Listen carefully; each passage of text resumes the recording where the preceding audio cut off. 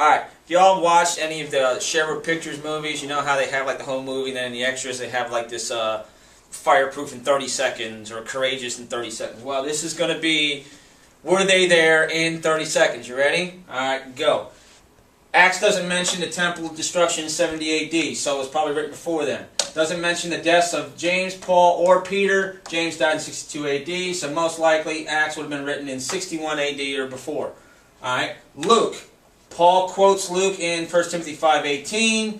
Alright, he quotes it also in 1 Corinthians 11:25. Since 1 Corinthians was written in 53 to 55 AD, and he's already quoting Luke, and Luke existed before that, which means he was probably written anywhere from 50 to 52 AD at the latest. Alright, Mark. Luke quotes Mark 350 times. If he's quoting him, that means Mark's gospel already exists, so it's before Luke. You have Peter, Mary, and Lazarus not being mentioned by Mark, Luke, or Matthew. John does mention them. Why do they not mention them? Because they're still alive and they don't want them to get arrested or anything like that. So they keep their names out of it. So that is one indicator that these people are writing within the lifetimes of these people. Alright?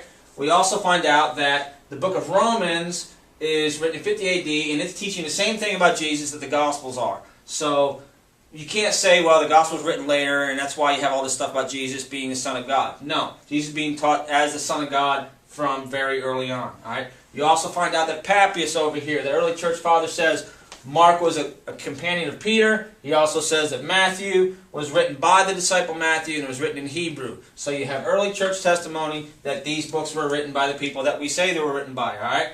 Now, we talk about John. John, two pieces of evidence. A piece of John 18 that was found was a copy in Egypt. Alright, so it was already being copied and spread down to Egypt, so that gives us probably at least 20, 30 years maybe that it already existed before this fragment was even created, alright, as part of a document.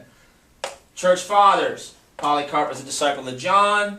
Irenaeus is a disciple of Polycarp. Polycarp tells Irenaeus, yes, John wrote this gospel, alright? And since he knew the guy personally, he would be in position to know that. So that, along with some other things, we date John at 90 AD. So you have 4 gospels being written within the lifetimes of the eyewitnesses. And if you didn't get all that, gotta watch the longer video. Alright?